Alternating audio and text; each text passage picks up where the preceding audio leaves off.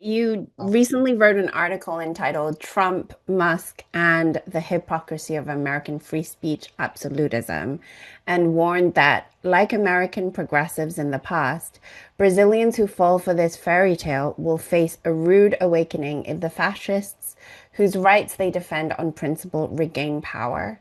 So I think this very much ties into what you probably were just about to talk about. And I'd love you to continue with that. But I wanted to say that quote because it is, I think, a very well written and quite scary and very insightful in that one sentence about what they could be facing if they just allow this false equivalency between hate speech and freedom of speech.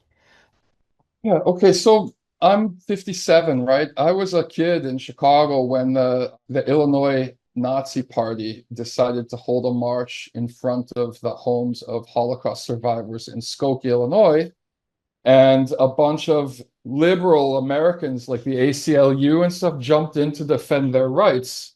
It's important to know that they were still censoring books in the United States in the 1960s. So there isn't this long history of free speech absolutism in the United States. Pornography was illegal. Hardcore pornography was illegal in the United States until like 1971 or 1972. It's not a 200-year tradition that there's this kind of free speech absolutism.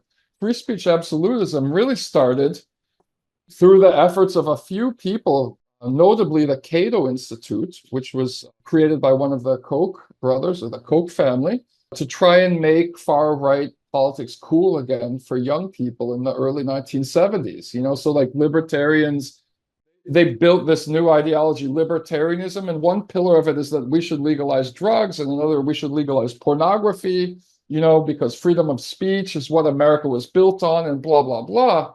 Because if we don't legalize, for example, rape pornography, then it's always going to come back and hurt the leftists the most. Because when you start repressing free speech, then, it's a slippery slope. And so you had this situation in the 70s where there's a group created called NAMBLA, the National Association of Man-Boy Love, which published guides on how adult men could seduce 12-year-old boys. Then you had people like the ACLU defending them, defending their right. You had this convergence of these far-right actors, pedophiles, pornographers, and some liberals in the 70s, to the point where like Allen Ginsberg joined NAMBLA, for example. Oh Like NAMBLA became fashionable with a certain segment of free speech absolutists. And, in most countries around the world, that is completely illegal. And I believe that it should be illegal. So there's a reason why there's NAMBLA in the United States. There's a reason why there's Nazi parties in the United States.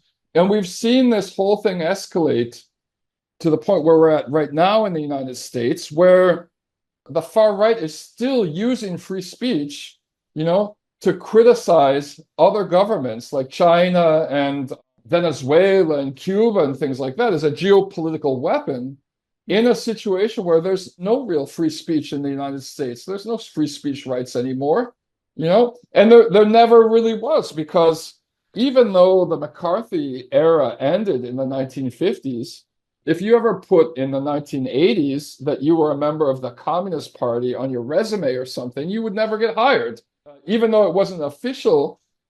I remember in the 1990s, if a Brazilian person, for example, my wife, wanted to travel to the United States, she had to sign a form saying she wasn't and had never been a member of the Communist Party. So they still weren't letting people into the United States who'd ever been members of any communist parties in the 90s. There's never been a moment where there's been an absolute right to free speech in the United States, and there shouldn't be. There shouldn't be free speech absolutism, because that implies that that right is more important than other rights. And that's perverse, It's a kind of Christian fundamentalist influenced dogma with people who might call themselves atheists, applying all of that negative energy from centuries of fundamentalist Protestantism in the United States to some other issue, which in this case would be free speech. So you have a situation like, for example, in countries with newer constitutions like Brazil, and in some countries in Europe and other places around the world, they believe in a legal concept called the harmony of rights. What is a harmony of rights? There's a group of rights that are declared essential in the Constitution. Each one of these rights is of fundamental importance, but none of them can be used to deny another essential right.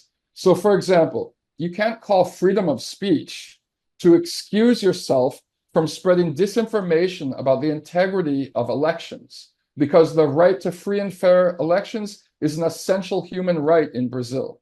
The right to free speech doesn't supersede the right to free elections. If you're lying about flaws in the electronic voting system without providing any evidence whatsoever, as Jair Bolsonaro did on nationally televised press conference he held with over 100 foreign diplomats in August 2022 on the eve of the elections, then you violated Brazilian citizens' rights to free and fair elections, which is why the electoral courts barred him from running for office for 8 years based on that, right? Likewise, if you glorify pedophilia, then you're denying the rights of children in Brazil to live a happy, stress-free childhood. Okay, so that's why pedophilia and other types of speech are restricted in Brazil. And it's why the US extended state actor, Silicon Valley, with support across the political spectrum from these so-called democratic or so-called, but like, closely tied to the DNC newspapers like Washington Post and New York Times, are working together to destroy Brazil's concept of harmony of rights, because it opens the door for more profit for US corporations because they don't have to hire people to guarantee that their platforms can comply with local laws. And Brazil's a big country. They want to do it everywhere. They're already doing it all over the world. Brazil's big enough that it can say no, just like China, like Russia has, like Germany and other countries around the world that have some kind of value. So Brazil's like the biggest country in the global south that's standing up to these Silicon Valley oligarchs, which is why they want to make an example out of it, and it's why they're really interested in making sure that the Workers' Party doesn't win the next election. They're trying to figure out a way that they can support the impeachment of different members of the Supreme Court, but they're kind of also acting in a very ignorant manner because starting in 2019, all of the energy of the Brazilian far right and its supporters in the US far right and Glenn Greenwald has been focusing on one Supreme Court justice, Alexandre de Moraes. There's 11 Supreme Court justices. Most of these issues involving regulation of social media platforms have an overwhelming support from the Supreme Court. Like the last full vote I saw on one of these issues was like 9-2. So they can impeach Alexandre de Moraes. It's not going to change the outcome of any of these decisions. It's a strategic error. They're individualizing the Supreme Court. It's a structure. It's not one individual person. And if you remove him, they removed him. Now Lula would appoint another person. So they can't even really try to do it.